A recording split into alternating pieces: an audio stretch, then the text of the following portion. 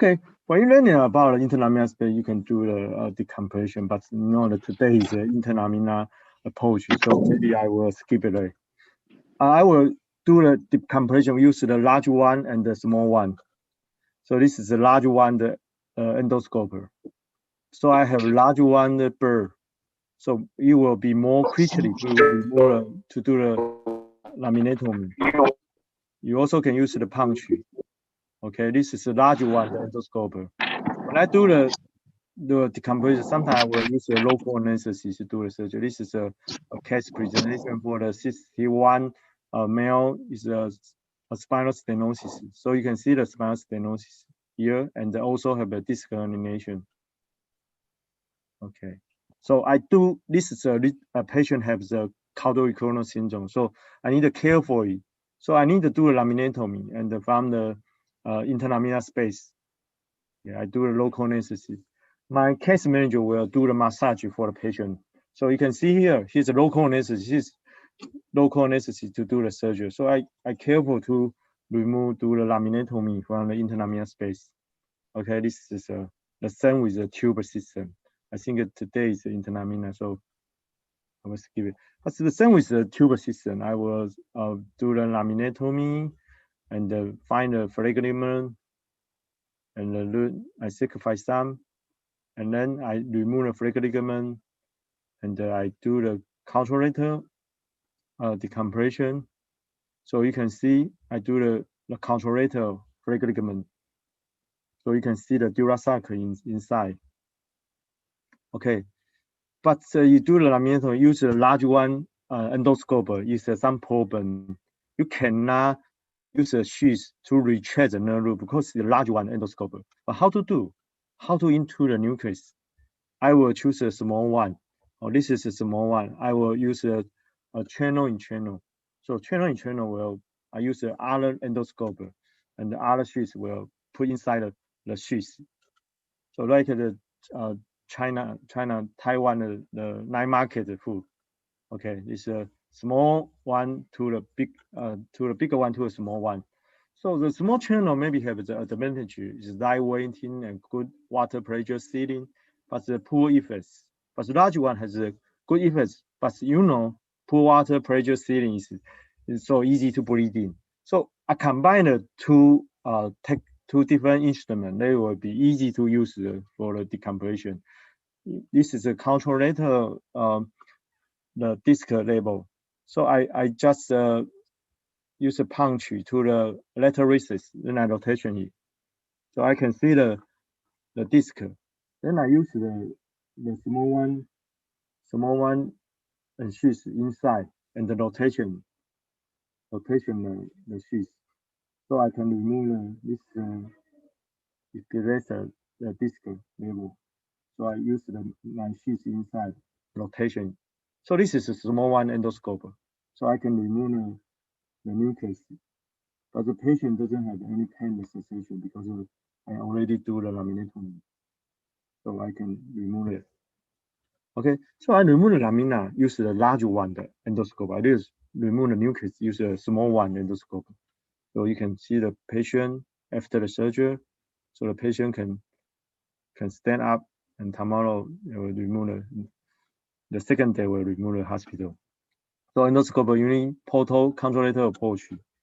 Sometimes interlaminar can do some different situation. Like this one is the patient has some spinal manipulation, but you know just 3 months they have the hematoma, so severe pain. So I already published in the paper. You can see here from the interlaminar space. So the same procedure with the disc problem. You also can see that this is a disc problem, but this is a hematoma. So the same procedure, rotation in front of the shoulder area, and you can see here is a hematoma here. Okay, so you remove the hematoma. So if you do the interlaminar approach, you need to care for your sheath. Sometimes you don't. I think you don't need to use the sheath to rotation the nerve root. If you can create more interlaminar space, you just try to create more interlaminar space to prevent to irritable nerve root. You can see my shoes doesn't pull inside the spinal canal, just in the facet joint. Okay. Sometimes interlaminar approach you also can use in the juxta facet system. I also published in the world neurosurgery. So from in this area you can see here, and use the triangle area. You also can use the interlaminar approach to do some medial fasciotomy and remove the juxta facet system. Okay, this is the example. You remove the juxta facet system from the interlaminar space. Okay, other case like this patient is 52 years old. You can see this is a tumor patient. So I also do the interlaminar approach. So I use the navigation guide from the interlaminar space. This you can see the widening in the interlaminar space. So it's easy. I just take one part of the lamina, so I can into this space. I use a neural monitor. The same procedure with a big problem. So I try to remove some interlaminar space. I use the bird and then color fragment. I like cutting the fragment. I doesn't like the splitting the fragment because I try to see everything. And sometimes I will let my resident to do this procedure so they can learning how to do the opening the fragment. And then I will remove some epidural fat because I try to see everything. You can see the nerve here. And then you can use the bipolar, and then the water pressure will into the nerve root and then the some space. So will let the nerve root will get away from the pathology. So this is a tumor, and this tumor is from the nerve root. So I try to prevent the normal nerve root, and then use a hook. This is the nerve root here. So you need careful, and I will see a neural monitor to check, prevent damage to the normal nerve root. So when I remove the tumor, totally remove the tumor. So I use you can see a nerve root fiber here. Okay. So this is the gangrene neuroma. Okay, you can see a gangrene neuroma preoperative and the postoperative. So almost a total removal in 3 months later. So other paper is just lumbar epidural angioma, also use the interlaminar approach. So you can see here in the interlaminar approach. But you need to sacrifice some lamina to widen the interlaminar space to remove the tumor. Also, like you can do the second metastatic tumor. It's a paper already published in the world neurosurgery. So you can see here, it's the meta-analysis, but the patient have the pain. I just discovered the pain problem. I cannot remove all the tumor. So the patient has the S1 reticulopathy.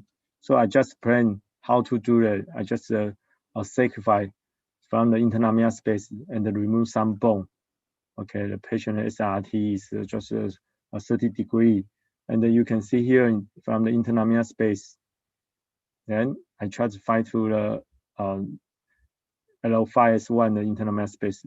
Then I try to work in this. So the same procedure with the disc problem. I just opening the flake ligament, and then you can see some vessel enlargement.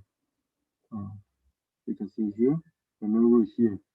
So I just sacrifice some, and then I remove some tumor, and use the bipolar to dissection to prevent the tumor and the adhesion. So preoperative and the postoperative, you can see from the interlaminar space to here to S1. Okay. So this is a paper published, the local analysis. I do a local analysis. So you can see here. Some technique you also come from the interlaminar. This is the interlaminar lumbar interbody fusion. So I also use the interlaminar, and I sacrifice some bone. and put a cage. You can see the video. Okay, it's a video. There's some dilator. This is an expandable cage. Also use the dilator, and you also open the fragment, and you sacrifice some bone, and cut some the facet joint, and remove some IAP and the SAP. Just a little like the PLIF procedure, and you cut some facet joint, but just partial. So a little like a PLIF procedure.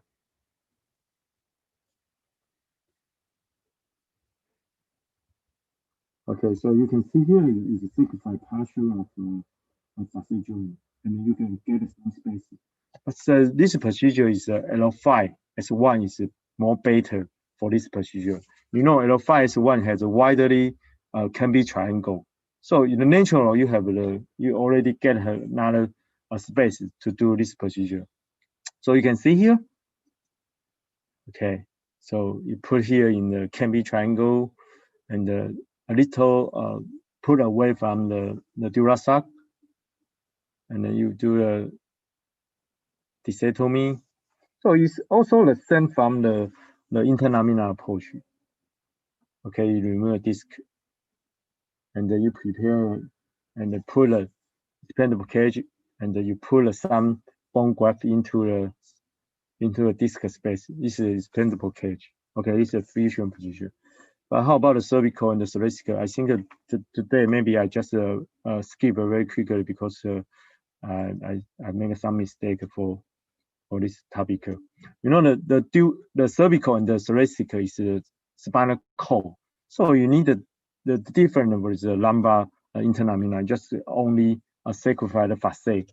So I just skip it. This is a cervical. You know, from the interlaminar, you need to know the flag ligament, the anatomy. So you can see here, cervical, the flag ligament doesn't over to the foramen ligament, foramen space. So the wider is different in the cervical interlaminar space. So the shape also the different. Okay, because today maybe I didn't talk about the cervical. So if you are to the cervical, you need to not touch to the spinal cord. So you need a holding, but sometimes I like my hand to hold it. You know, like a Chinese kung fu. It's more freedom for me to do the surgery. So I show a case. This is a cervical HIVD. I will do from the V point, and then a little like an interlaminar approach. Maybe I think this is the interlaminar approach. Maybe we can discuss later.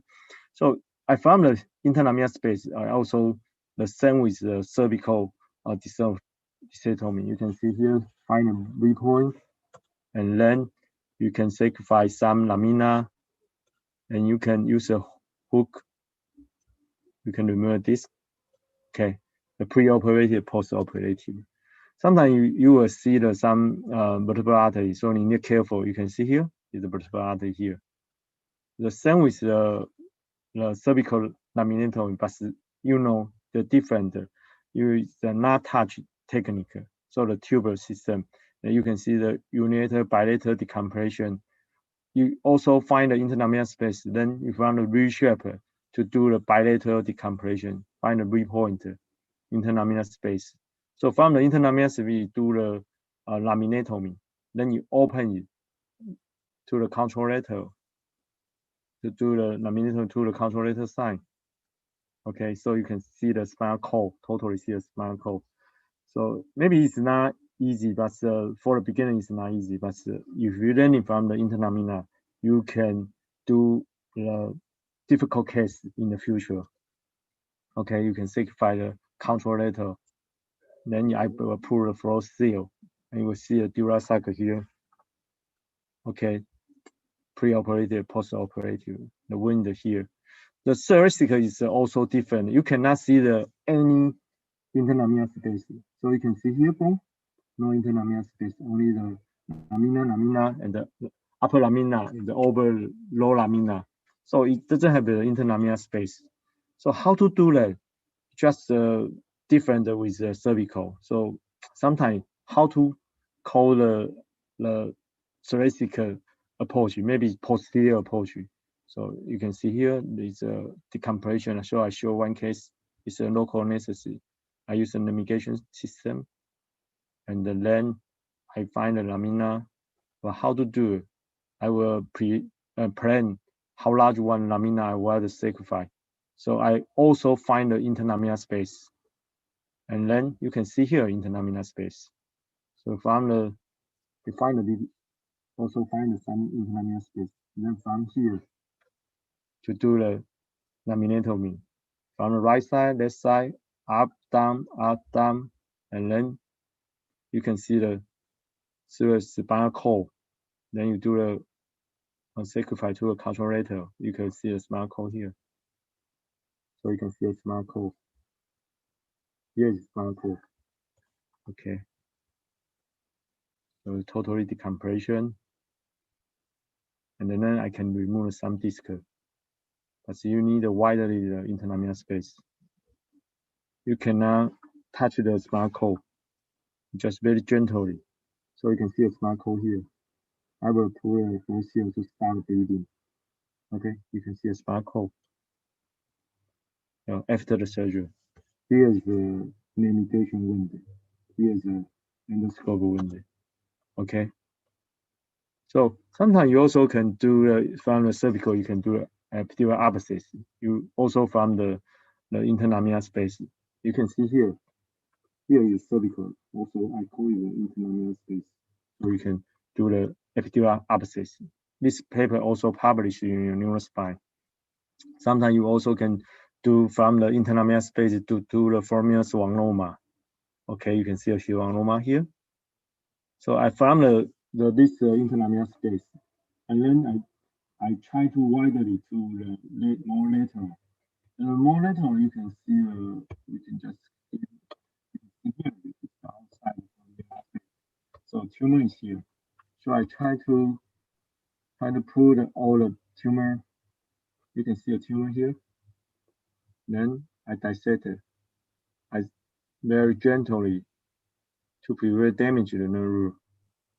I open the capsule, so you can totally to remove schwannoma. Okay, so you can see here is a schwannoma, also published in the Journal of Neurosurgery. So you also can do some assistant. This is but I don't think this is suitable for this topic. I also found the interlaminar space. Provided the interlaminar space, you can do anything. You can do the endoscope assistant. This is the AV fistula. So I just you need to put a gel form because here is the spinal cord, and then I sacrifice the canal, the AV fistula. Then I use a clipper to close the wound. So this is my clipper to close the dura, like this one, the tube system. So the endoscope, sometimes you can do the assistant. My conclusion is full endoscope interlaminar procedure can achieve a certified effect in different spinal situations after step-by-step training experience. Thank you, Thank you, everyone. So the 30 minutes. Okay, thank you, Dr. Chen. So any question from our audience?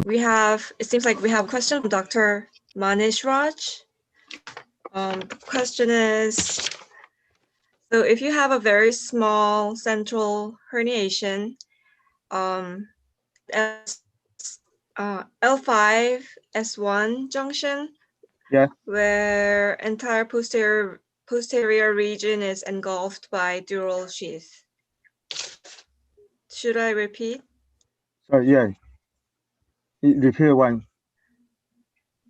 So which approach would you choose to go with if you find a very small central herniation at L5S1 where posterior region is engulfed by dural sheath?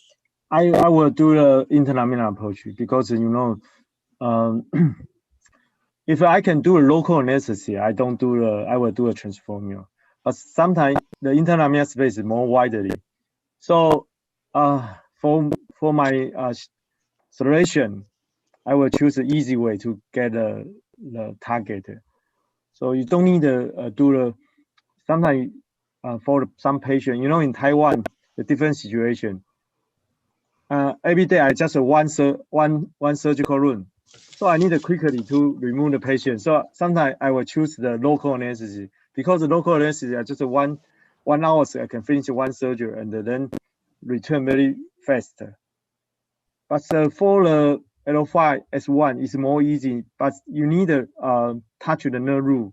So in fact, you need to do a general anesthesia. You want to do the L5S1. I think this is my opinion. Okay, so you'd go with interlaminar approach? Yeah. If there's any other question, we are gonna answer, but I don't think we have. Oh, okay, Dr. Kim. Yeah. Firstly, I'm very thanks to Dr. Jaemin Chen to give the lecture of this news program. It is our great honor and pleasure. Actually, Jaemin Chen is my old friend. He also became the president of the Taiwan Society of the Endoscopic Spine Surgery. And also, I saw him during last several years, and he have a very passionate to developing the endoscopic spine surgery in Taiwan and China, and he's spreading so many skills in Taiwan. In my feeling, the Taiwan endoscopic spine surgery developed very fastly by the leader of some passionate man like Dr. Chen. Thank you so much. You're welcome. Yes, I'm also have some question. Today you give us some lecture of the intralaminar approach, but we Tony Young and also so many uniportal surgeons believe that translaminar is a true and minimal invasive spine surgery, endoscopic spine surgery. But in some of cases, we should choose the intralaminar approach rather than the translaminar approach because it has some advantage compared to the translaminar approach. What is the indication of the intralaminar approach in lumbar area? My indication? Yes. Sorry. In when you choose the intralaminar approach? When? What kind of indication of you choosing the intralaminar approach? Oh, okay. I most of my occasion, you know, 18 and maybe the 80% I do the transformio. Only the 10% I do the interlaminar. But when I was beginning, I remember the 10 years ago, 80% is interlaminar, 10% is the transformio. Because you know, it's not certified for me. If I do a local analysis, I don't have another experience. I was scared. Patient also was scared. So we together scale everything. So it's not easy. So when you you know, I learning from the Luton tell me you need to do maybe the 80% interlaminar.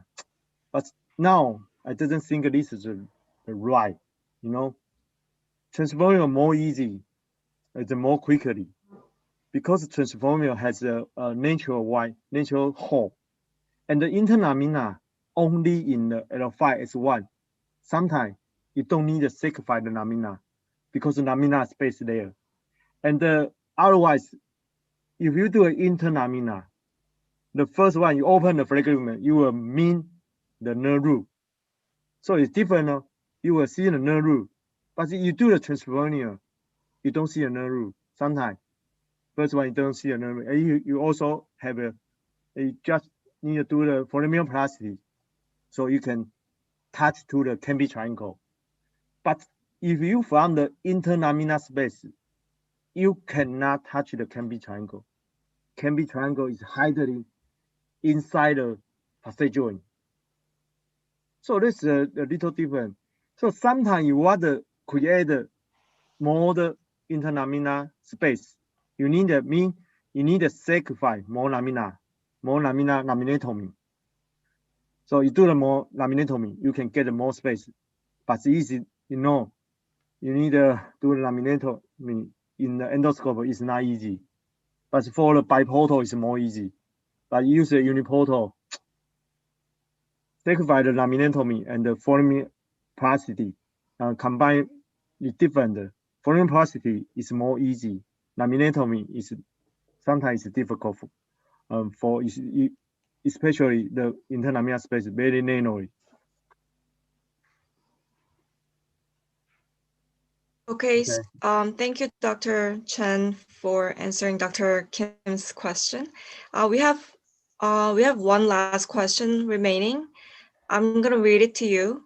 Can you please elucidate more in channel technique? Channel in channel. Channel in channel technique. It was given by Jaydeep Ghosh. Okay. So maybe I will use the large one sheath. Then I remove the endoscope outside. I will put a small sheath into the large one sheath. Then I can put a small endoscope into the sheath. So have two sheaths, one endoscope. So it's more, it has a ceiling. You know, large one endoscope, a large one sheath. So the water in and the water out more quickly. And the pressure is very low. So you cannot control the breathing. The small endoscope, but you know, you put all the sheets outside, then you put a small one. Sometimes you will spend another time. So you just put a large sheet inside, and then you put a small sheet, then you put an endoscope. So that is more easy to operationally, and there will be the two benefits. Large one you can do, small one you can do. Okay. Oh, Dr. Padel. Yeah. I have seen that you have a different endoscopic system here because you are using channel in channel technique, and what I see is your endoscope is little bit larger than what is usually being used here. So what is the difference in the landmark? And what is the landmark? Yeah, entry point is landmark, interlaminar space. How do you make? What are your landmarks to enter into the interlaminar space? Because you use the different endoscopic systems here. We get larger one. And what are the sizes of the channel and the endoscope? Oh, you mean the entry point? Yeah. Because you I have think the same, you know, system. If you use a large one, just not mean a very large one. It just maybe the one and I think the 14 millimeter. It's just not very large one. It's just a small large one. But you know, if you're bird size, you can reach to the 7 millimeter. So you will be quickly to do the laminectomy. So most of the bird only the 3. I mean the Hansen King use the 3 millimeter. Yes. But sometimes I see you also very quickly. But in Taiwan we don't use the NSK system. So sometimes I can use the aspirator. Nowadays we use the 4.5 millimeter. What? 4.5 millimeter. So you also more bigger drill. More bigger. So you also have the bigger one endoscope. Same Joymax Delta. Oh, same. Delta system, right? Yes. Yeah. So I think the bigger one has some effect for if you do the large one laminectomy more quickly, but you know you need to spend too money. Many money. But I think that maybe in the future so many operations will doing the endoscopic spine surgery, but among them before time we only focused the discectomy operation, and that is not managing the bony structures. But in the future we should managing some stenosis and the fusion surgery. In that time the development of drill will be very, very important. Yeah, I think so. Okay, I hope that was enough. Moving on, we'll continue with panel discussion, our second program. The discussion will be led by Dr. Roraine. Let me introduce Dr. Roraine before we begin with the panel discussion. Dr. Roraine has received MBBH degree from Government Medical College in India and has received both training and fellowship in spine surgery afterwards. His fellowship was at Sunshine Hospital in India, and after this fellowship, Dr. Orain has received another second fellowship in minimally invasive spine surgery at Nanuri Hospital in Seoul, Korea. That was the year 2019. And since then, Dr. Orain has been working as a consultant orthopedic and spine surgeon at Kohlhopper Institute of Orthopedics and Trauma. He'll be leading today's discussions, and as well as with the lecture today. If you have any questions or comments, please type in your question on the chat box or use the raise the hand button on your application. Also, I need to remind you that there will be a vote after each case presented. So you'll be given a hypothetical case along with 4 answer choices. So after reviewing the question and answer choices, you will be required to pick the best suitable surgical method for the case given. We will then reveal the answer and go over the rationale behind the decision-making process. So, okay, let's begin with the panel discussion. Dr. Orain, are you ready to begin? Yeah, of course. Thank you very much. Am I audible to everyone? Yes. Okay. Yeah, great. Thank you very much. I will share my screen here. And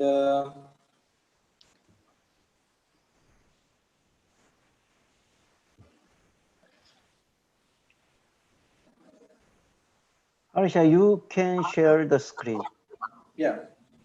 Okay. Is it visible? Not visible. Yes, we can see.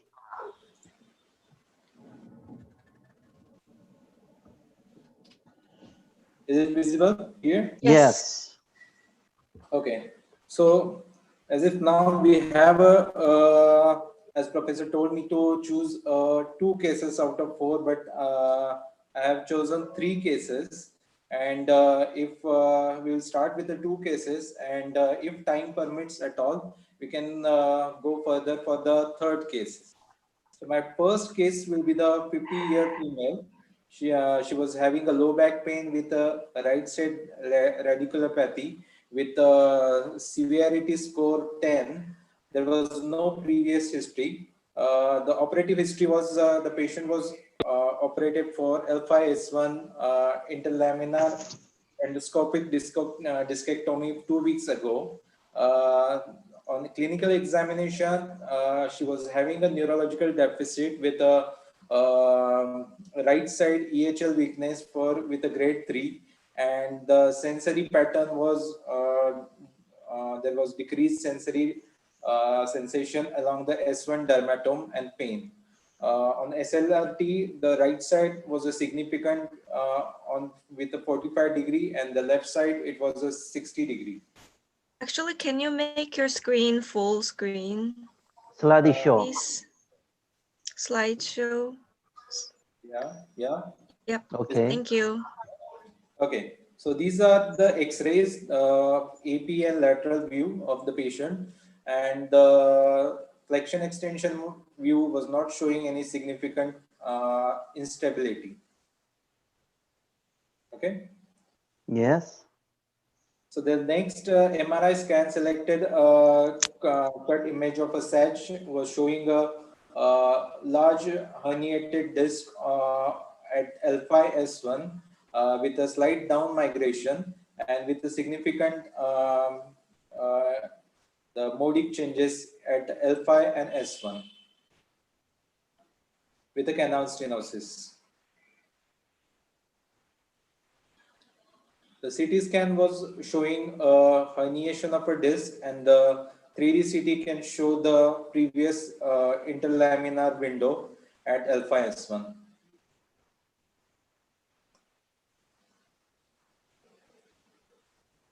So the patient was having a right side radiculopathy. The SLR is significant with a grade 3 motor weakness on the right side along the L5, and the patient is having L5S1 disc. So the treatment option what we are trying to offer was revision interlaminar endoscopic lumbar discectomy (IELD), the transforaminal endoscopic discectomy, or the open microlumbar discectomy, or the endoscopic transforaminal lumbar interbody fusion. Maybe when this patient to receive the intraminal approach? Just 2 weeks back, patient was operated at the same level for interlaminar endoscopic lumbar discectomy. So after a 2 week, again the patient was having a recurrence at the same level at L5S1.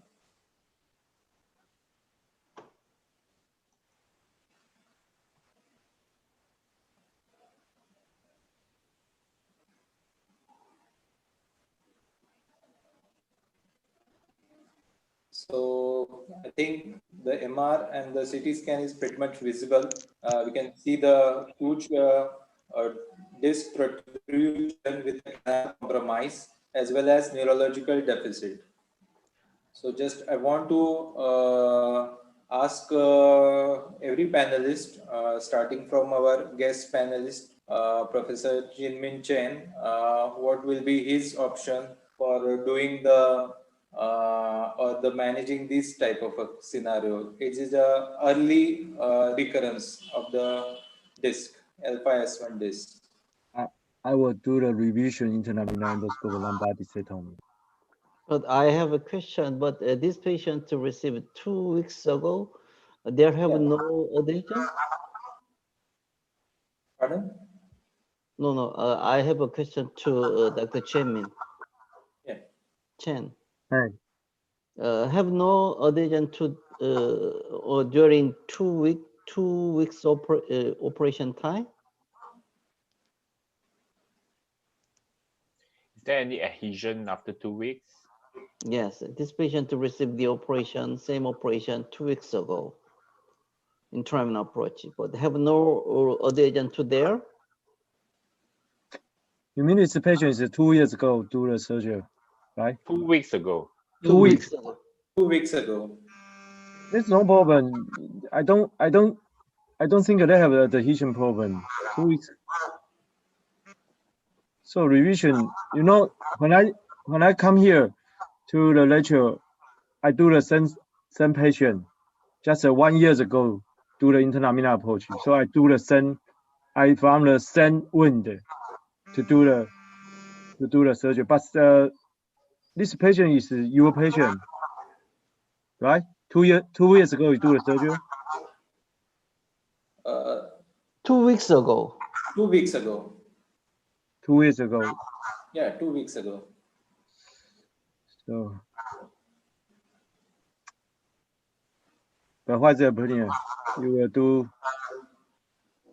I don't. This is the AC area. I think this is disconnection in the AC area. So it's easy to from the same window and use a dissector to hold. Use a hook to gently to remove. I don't think that this is a difficult case because you can see the B, the figure B, and you can see the transversing nerve, and then you can see the herniation there. So this is patient is a ACL area recurrent disc herniation. Not difficult because of the wound there. Okay, I have another question. You can see here the rupture disc is so severe because of that maybe some manipulation and some compression can have a chance of the nerve injury. How do you manage that problem? Me? But maybe if we doing the same site operation of the intraminal, you can see here that this patient rupture disc is so severe, so huge. Because of that, if we compress some nerve or some traction, maybe have a chance of the nerve damage. How to manage that problem? If you do the recurrent the patient, you need to know from the virgin side. Where is the virgin side? Virgin side. There, you found the virgin side. You found the facet. You touch the bone. Then you sacrifice some bone. You will touch the virgin side. So if you're not sure you cannot from the same window, because the same window many scarring there. If you are sure there's a disc herniation, you can touch it, but you need careful. Every time I do the recurrent the revision, I always from the virgin side, I will sacrifice some bone, touch see the epidural fat, then from the epidural fat to touch the scar, then dissection. Okay. I have a question to Dr. Nurijaman Khan. Dr. Khan? Dr. Khan?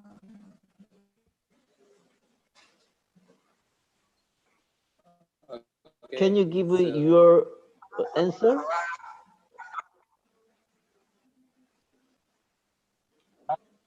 Dr. Khan, are you there? Yeah, right. Yeah. Can you hear me? Please? Yes, we can. Yeah. What is your choice? Oh, yeah. Actually, 2 weeks is not a long time. I think there is no, that it is not a long time to make fibrosis, to make the surgery difficult. But at this time, there is now new vascularization and there is some bleeding problem. Perhaps I will choose interlaminar in this case.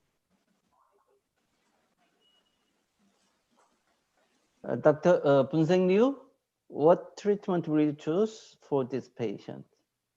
Hello. Yeah. Yeah. Yes.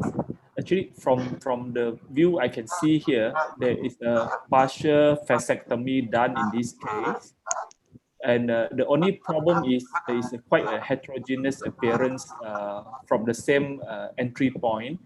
Again, it will be difficult to identify the nerve root nicely. And actually, when you look at the scan, I'm not sure whether the fluid around it is evidence of duratomy, means opening within the dura space. As you can see, there's you can't see actually the nerve root clearly within the cut. So I'm not sure whether there's any form of hemorrhage within that. So I wouldn't want to come in from the same entry point, as I do not know what happened during the first surgery. Unless the first surgery is done by me, I exactly know what is happening. Otherwise, I would choose open method from this. Again, I think from the lateral X-ray, I can see actually quite a narrow neura foramina. So I'm not sure whether the pain is purely due to neura foramina stenosis or due to the herniation of this. So I believe that in this case, interlaminar fusion, or if we can do interlaminar fusion, may extend the neura foramina space without compromise the facet. Hello? Okay, thank you so much. Have you another comment for these cases? Dr. Wu? I would do a revision interlaminar discectomy. Like Dr. Chen, I would drill the facet a bit more, go lateral to a new area of the disc, and then from there look for the nerve root and then take out the disc. I think this is a degenerated disc. I think we can see melodic changes, and the recurrence are more common in the degenerated disc. We have to tell the patient that if it recurs again, there's a likelihood that we need to fuse the patient.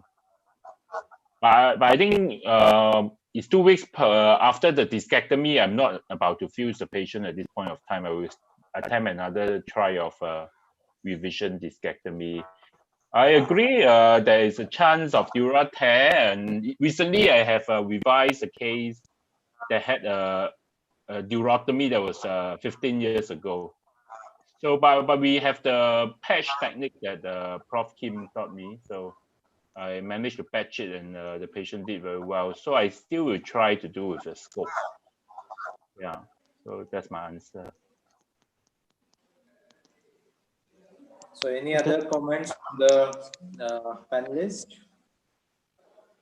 Okay, I'll go through the to the transforaminal, because it's already 2 weeks now. By 2 weeks means there is a already the development of the fibrosis is, because it's time to develop the fibrosis. So going through the interlaminar space again is a more risky to injure the nerve root and the spinal cord itself. So, and the X-ray revealed that the iliac crest is not too high. So even I can go from the transforaminal.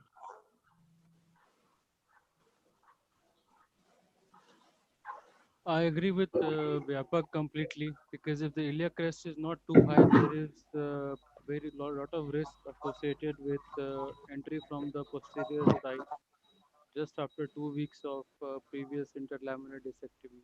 And when the iliac crest is not too high, which can be seen here, so transphenomenal approach should be able to. Okay. Any other comments, Dr. Nitin? You there? Actually, I'm surprised in the X-ray. Harshia, show the X-ray. So in X-ray, the right side transverse process is fused. So actually, it is non-functional segment. Yeah. So I don't know how the recurrence occurred, because already there is no movement at all at this level. So do you have the MRI of the indexed surgery before the index surgery? No, we don't have, unfortunately. Yeah, so first of all, since there is no movement at this level, so there is no point of figure. So there are only two options: one is microscopic or one is endoscopic. For transforaminal approach, also the iliac crest is quite high, so it will be we'll have a great difficulty if we try from the transforaminal approach. So the transforaminal approach is also ruled out, and so there are only two options: either you go microscopic or you go endoscopic. So for endoscopic approach, since it is only the 15 days, so there won't be any scarring. There might be basically there won't be any scarring between the dural structure and the surrounding ligamentum flavum or the any tissue around the dura. So I think, and whoever has done the index surgery has preserved the facet. So that is a good thing. So you can directly dock on the lamina or the facet, and then can undercut the facet and go directly into the shoulder. And as far the MRI is concerned, the disc is already dorsal, I think, is in the shoulder, and it is almost dorsally migrated. So I don't think it will be difficult to remove the disc. The one more thing is there is some edema at the end plate level. So whatever technique you use, I'll send the disc for the culture to rule out any infection. I think that edema might be because of the previous surgery which has happened just 2 weeks back. So what I think is like that might be the chances. Is it, Professor Kim? What? Sorry. As per Dr. Nitin's comment, we can see some modic changes or the edema at the end plates adjacent L5 and S1. So is it because of previous surgery or it was there before? Yeah, this patient initial MRI also have some same modic change, but this is not change after operation. It's the same. Yes, modic change.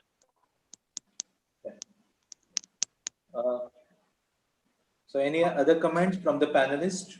I think this patient isn't suitable for the transforming approach. Not the high iliac crest problem. You know, the disc herniation too posterior. You know, sometimes you transform if the disc herniation over the facet joint. It means if you do the transformio, maybe you have some residual to the top, to the posterior, so it's not easy to remove. This is my opinion. Yes, I am agree, because you can see here that some rupture discus material migrate to the dorsal posterior part of the nerve root. Because of that, if we operate from the transforaminal, we cannot maybe some partially cannot remove some part of the rupture disc because of that. Maybe transfemoral approach maybe have a high chance of the incomplete surgery. We have one question from the viewers. Why was there a massive disc herniation within 2 weeks, and were pelvic parameters measured?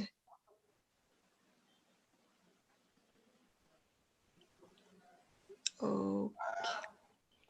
Maybe, yeah, actually, in the previous study, we already can see some recurrence of the endoscopic spine surgery, mainly related to problem. One is some degeneration grade, and one another is some age also some related to the degeneration grade.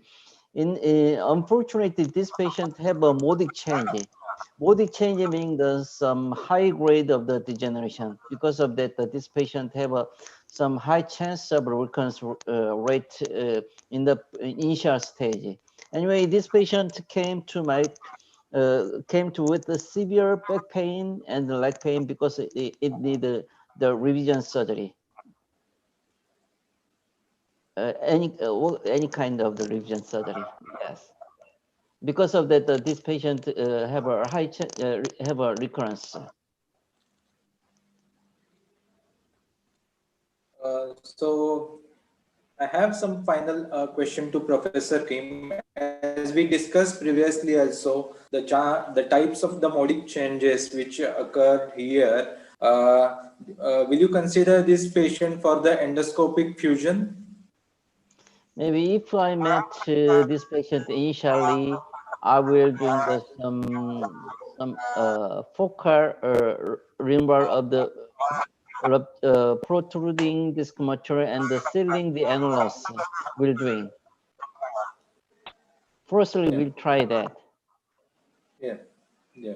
Harsha, but with the transverse process already fused, so it is I don't think there won't be any movement, and in case what this space is already there is a decrease in the disc height, so eventually it will get fused. Nature will fuse it. Yeah, and also yeah, in the it is already yeah. Yes, we already well known that in the transfemoral approach and intramural approach, in the conventional intramural approach, some resection of the ligament problem and resection of the annulus have a higher chance of recurrence rate. I know that so expert in intramural surgeon with some resection of the annulus, usually more than 10% of recurrence rate in only early stage. It's meaning that the more higher chance of the transfemoral. Transfemoral also have a high chance of the recurrence, but usually less than 10%. But it mainly related to the resection of the ligament problem because of that. And the second thing is a loading point. Because of that, if we can possible the sealing the annulus is very important point to decrease the recurrence. Professor Kim and Professor Chen, what is your view on recurrence on in a transforaminal procedures versus interlaminar procedures? So which procedure the recurrence more? Chen? In your experience. Chen? Yes, I will do talk firstly. Maybe I'm also doing the resection intramural approach before time. That time intramural approach is a more higher recurrence rate compared to the transfemoral approach. But after doing the sealing technique, they are similar to recurrence rate, early recurrence rate. Actually, endoscopic spine surgery, the recurrence rate after 1 year is decreased so much because now we're talking the early recurrence, less than 3 months before 3 months. And anyway, but see, because of that, I'm always emphasize that the sealing of the annulus before time intramural is very high. I think that maybe more than 10%, near 20%. So my opinion is, if you are do the interlaminar approach, if you are the opening the annual fibrosis, you need to keep in mind, don't to wide opening. If you wide opening to the 6 millimeter, you need to do aggressive discectomy. Aggressive is mean that you do anything to remove the nucleus because of the recurrent problem. So if this patient is a recurrent, if I do the surgery again, I will try to do the aggressive discectomy, prevent the next time recurrent. Because there's some problem, maybe the instability problem, maybe the degenerative, the disc very degenerative. So you need to try to remove all nucleus to prevent the next time recurrent.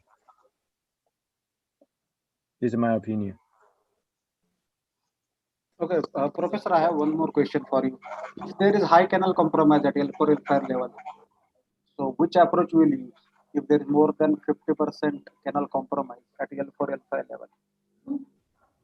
You'll go transforaminal or you'll go interlaminar? You talking that only L5 S1? L4, L5. L4, L5. Yeah. What actually, I'm before time I'm talking that the L4-5 and L5 S1 is completely different because of that. There is mainly two focus. One is some iliac crest and one is intraluminal space. And the two L4-5 and L5 S1 is completely different, which means that all kind of transforaminal L4-5 level above L4-5 level can possibly transforaminal in spite of the high canal compromise if there is some pathology of the disc, not stenosis. But L5S1, I'm always doing the intraluminal approach because that is very fast and is with the same procedure like a transforaminal approach because of the we can give the more good clinical result to the patient. It's okay? Yeah, thank you very much, Professor. Any other comments from the panelists? Professor Jeon Kim. Professor? Jeon Kim? Dr. Jeon Kim? Yeah.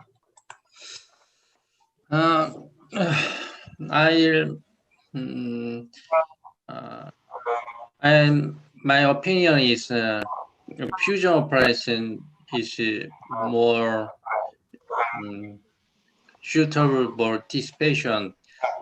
This patient have a severe modic change and upper level herniated disc disease, or another disc herniation will be happen again. So I will perform the endoscopy fusion operation if the patient agree the fusion operations. Yeah. Yeah, thank you very much, Professor. So the patient is operated for revision, interlaminar endoscopic discectomy, and this is the post-operative image where we can nicely see both the roots as well as the dural sac. It is completely decompressed.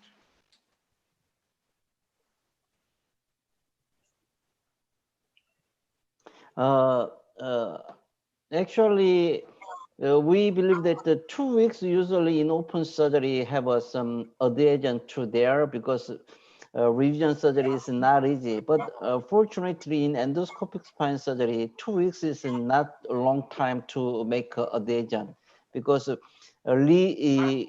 enter to same side is not difficult. Dr. Chen already talking that can doing the same side, and fortunately this patient already make some hole of the intraluminal space because of that only some opening the intraluminal space fissure space, the rupture disc can take off firstly and insert the working channel to there. That is more safe. and another rupture disc material searching into the epidural space. Okay, so shall we move to the next case? Yes, Dr. Harsha, we already spent a long time. I hope to discuss only one more case. It's okay? Professor Okay, Kim, that's fine. Yeah, what is that's the fine. Professor Kim? Yeah. What is the extra precaution that we take while entering into the epidural space? What? From the same, what is the extra precaution and technique we should take in account to enter into the epidural space? Yes. In this case, this patient received the ligament flavum splitting technique, but fortunately, first splitting make some wide hole. And we already well known that inserting the bevel tip to the splitting the ligament flavum, insert the bevel tip and the rotation technique. And also, fortunately, this patient have a big hole. Firstly, you can see preoperatively the rupture disc material very close to the hole area, because we can see the firstly making the endocarmine dye to there, and we can see the blue rupture disc material firstly take out and can insert more safely to the fissure area. Okay. Okay. Sorry. Thank you, Professor. Professor Kim, in this case, this was dorsal, or where was the disc?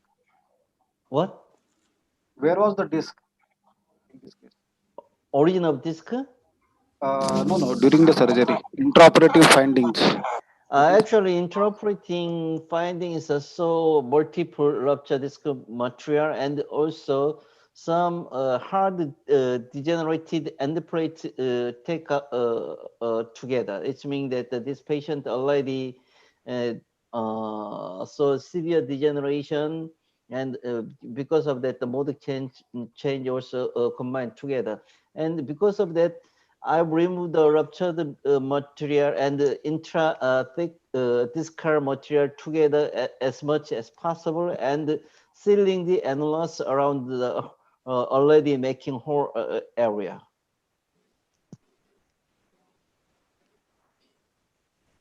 Okay. Okay. Thank you very much, Professor. So I think we will move to the next case. Is it fine, Ina? The second case? Yeah, second case. Okay, let's go on. Yeah. So the next case is a 60-year female. She was having a low back pain with left side radiculopathy with pain severity on NRS 8. There was no history, previous history significant, as well as operative history. On clinical examination, she was having a left side grade 2 dorsiflexor weakness with a power 0. The sensory distribution was along the L5 dermatome pattern, and the SLR was significant on the left side, which was 45, and the right side it was negative, it was 70. Patient's X-ray was this, and the flexion extension was showing no significant instability. Patient's MRI was done, and the patient was having a L4, L5 disc with the up migration.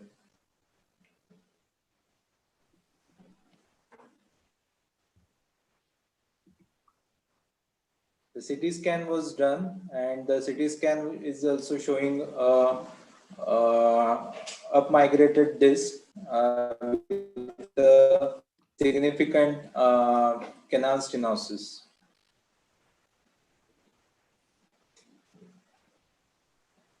So the treatment option, what will be the treatment option? The interlaminar endoscopic lumbar discectomy, or the transforaminal endoscopic discectomy, or the interlaminar contralateral endoscopic lumbar foraminectomy and discectomy, or open microlumbar discectomy.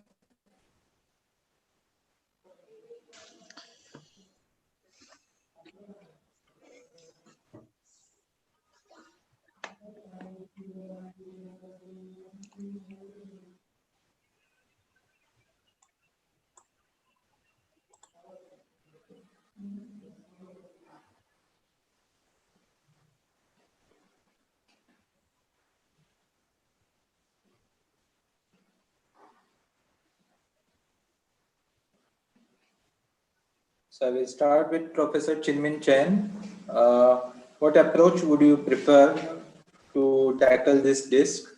On this patient, I will do the transforming. Okay, transforaminal at L4, L5. Yeah, there's no problem because it's an outward migration.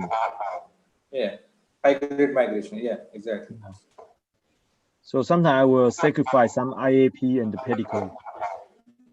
You know, the foreign plastic, you remove the SAP fast. But for this patient, I will do it for me automy. And actually, pre-operative X-ray is this patient is some iliac crest some higher, and the second problem is this patient motor is grade 0, foot drop state. You can save the nerve damage, additional nerve damage for in the transforaminal approach. Sorry.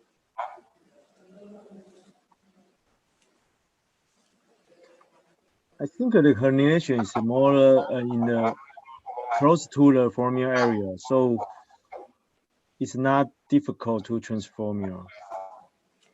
But it's easy for interlamina. It's more easy interlamina, but you know, if the patient can local anesthesia transforming, I will choose the local anesthesia transforming approach.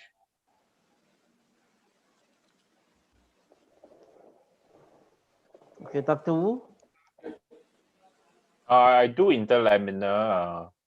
In fact, this is a 60-year-old. I don't have a cut of the flavor. I'm not sure whether there is a flavum hypertrophy as well. So I would probably do if it's a flavum hypertrophy, I do a stenosis scope and then have a wide SAP, a wider SAP resection, and then minimal nerve root retraction to take out the disc.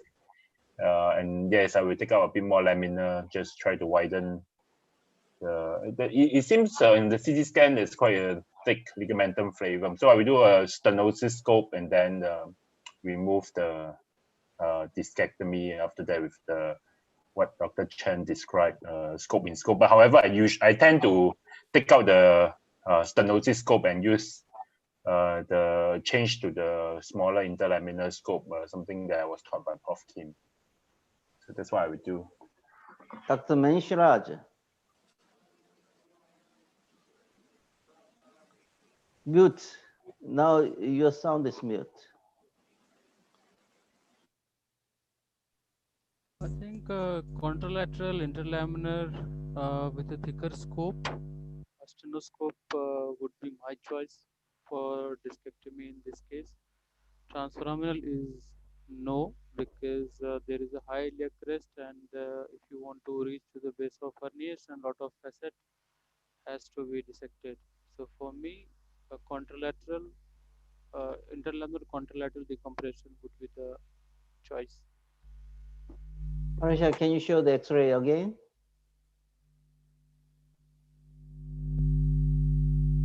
Harsha?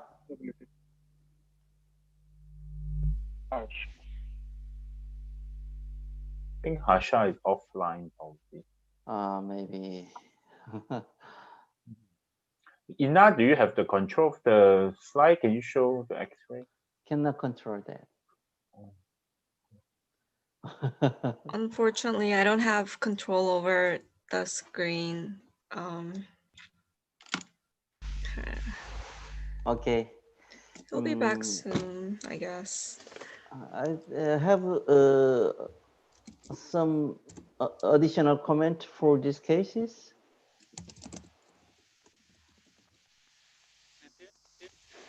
Okay.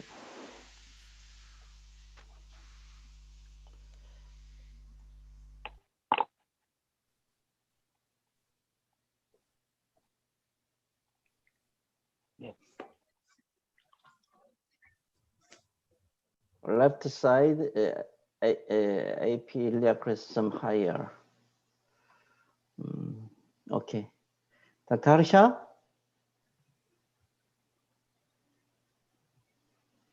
Harsha? He's not back yet. So I think there's some technical difficulties. Okay, Jenny, can you show the result for these cases? I think there is some instability at L4, L5 level. Okay, these patients receive the contralateral intermittent approach. And I think that maybe in this case, most important point is not remove the rupture disc, rather than the more important point is protect the nerve root. It's meaning that without the retraction, rupture disc removal will be very important for this patient because of that motor is great general. After operation, this patient motor immediately maybe return to grade 3, and 6 months later motor recovered completely. Okay. Okay, Dr. Bayapak, I think that maybe today's symposium is already finished. Yeah, I think so. It's better to finish. Yeah. It's too late. Okay. Again, So thank you, Dr. Chairman Chan, for your nice lecture. thank you, Dr. Chen, and also thank you everyone for participation and valuable input. I hope it was helpful for your career as well. As we hold monthly sessions of the news, we will have another one at the end of November as well. The date is on 27th on November. That'll be our 6th news webinar. And you can check for the detailed information on the screen right now. The program and the lecturer, speaker, all the information is on the screen. So before we wrap up, I would like to ask Dr. Hyun-Sung Kim for a closing speech and call it a day. Yes, nowadays Korea already a final time of fall season, and today also very happy to have a nice symposium and a nice talking, and I hope to see again maybe 1 month later. We hope to discuss more interesting cases. See you 1 month later. Thank you so much. You. Thank you. Thank you. See you again. Thank you. Thank you, Prof. Well, thank you. See you again. Bye. Bye. Bye-bye. Bye-bye. Bye-bye. Bye, Dr. Bye-bye. Bye-bye. Bye, everyone. Everyone, bye-bye.